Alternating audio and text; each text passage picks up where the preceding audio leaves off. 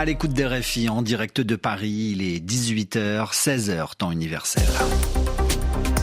Le journal en français facile. Adrien Delgrange. Bonjour à toutes et à tous, nous sommes le 15 mai. La Nouvelle-Calédonie est à la une de cette édition. La situation dégénère sur ce territoire français du Pacifique. 4 morts. Emmanuel Macron, le président français, décide de déclarer l'état d'urgence. L'actualité en Slovaquie, avec cette tentative d'assassinat contre le Premier ministre slovaque, c'était cet après-midi. Et puis au Proche-Orient, les Palestiniens célèbrent aujourd'hui la Nakba, à comprendre la catastrophe de 1948.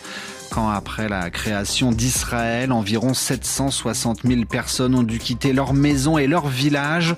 Reportage en Jordanie. Voilà pour les titres, soyez les bienvenus. 4 morts en Nouvelle-Calédonie, 3 manifestants et 1 gendarme sont décédés. Depuis 3 jours, la Nouvelle-Calédonie est en proie à des violences. La réforme constitutionnelle de ce territoire français a mis le feu aux poudres. Les indépendantistes refusent le changement de règles pour les élections locales votées hier soir à l'Assemblée nationale. Un changement qui leur serait défavorable. Alors face aux émeutes, réunion de crise ce midi à Paris, Emmanuel Macron décide de décréter l'état d'urgence en Nouvelle-Calédonie.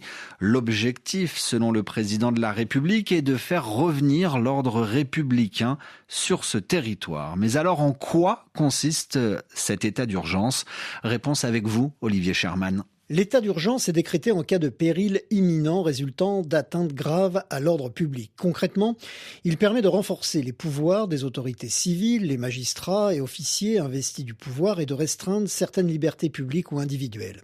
Pour le cas présent, en Nouvelle-Calédonie, le ministre de l'Intérieur ou haut-commissaire peut décider de certaines mesures comme l'interdiction des manifestations, cortèges, défilés et rassemblements dans la rue, la mise en place de périmètres de protection pour assurer la sécurité d'un lieu ou d'un événement, l'interdiction de certaines réunions publiques ou la fermeture de lieux publics et de lieux de culte, des perquisitions administratives, des réquisitions de personnes ou moyens privés, des interdictions de séjour ou encore des assignations à résidence.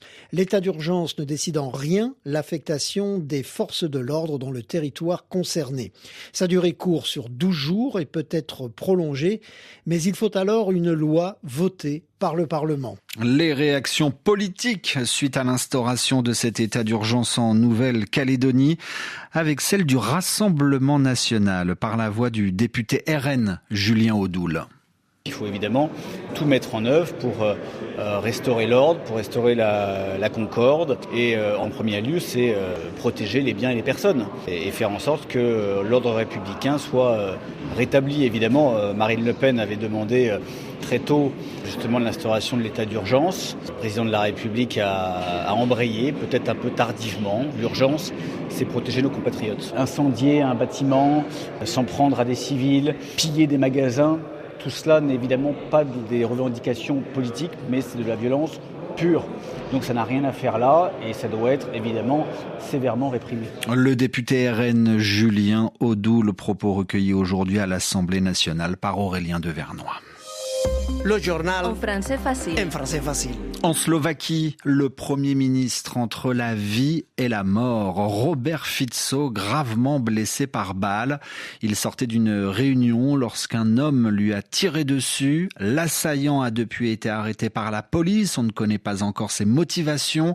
Quant à Robert Fico, il a été emmené à l'hôpital le plus proche. Son pronostic vital est engagé d'après les premières informations. Les réactions suite à cet événement arrivent de toutes parts. Le chancelier allemand, la première ministre italienne ou encore le président ukrainien apportent leur soutien à Robert Fico.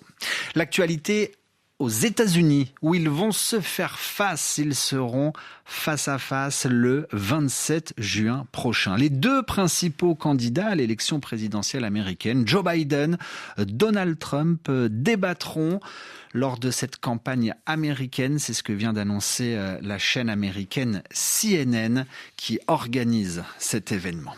Aujourd'hui 15 mai pour les Palestiniens, cette date est synonyme de la Nakba. La Nakba signifie la catastrophe en arabe, la catastrophe que fut pour les Palestiniens la création d'Israël il y a 76 ans. Durant la Nakba, environ 760 000 hommes, femmes, enfants ont quitté leur habitation ou ont été chassés de chez eux pour se réfugier ailleurs, comme par exemple en Jordanie, pays voisin de la Palestine.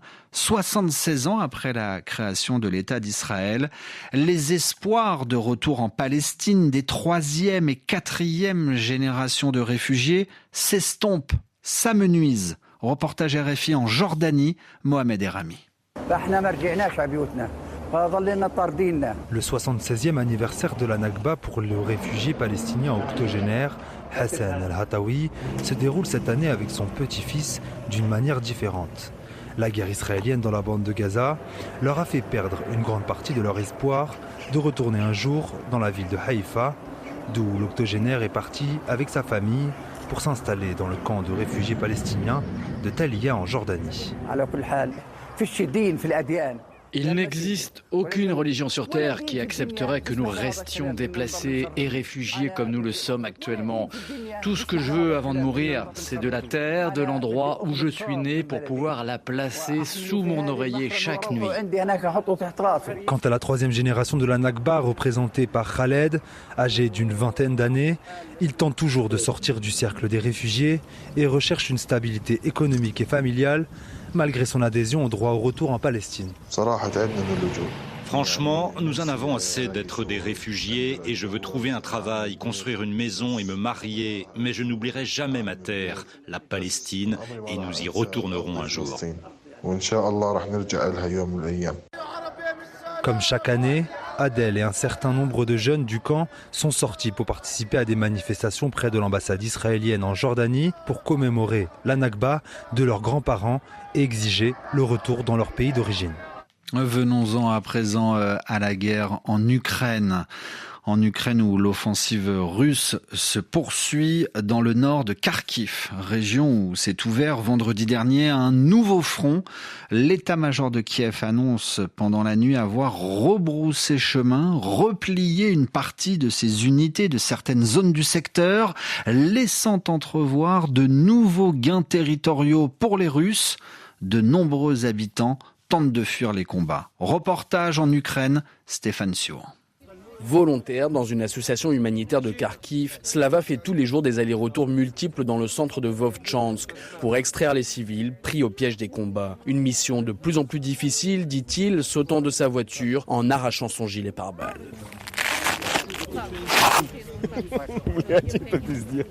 Putain, c'est la merde totale. Le centre-ville, en fait, c'est comme hier. Il n'y a plus de centre-ville, il n'y a plus un bâtiment intact. À la périphérie, ça va, à la rigueur. Tout brûle, tout est démoli, sans dessus-dessous. Franchement, j'ai pas vu un tel chaos depuis Barmout.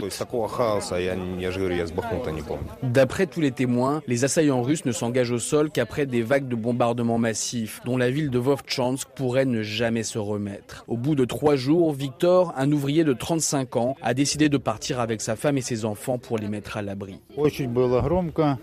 C'est un vacarme permanent. Le jour, c'est encore à peu près supportable, mais la nuit, quand les bombes tombent, ça devient très effrayant.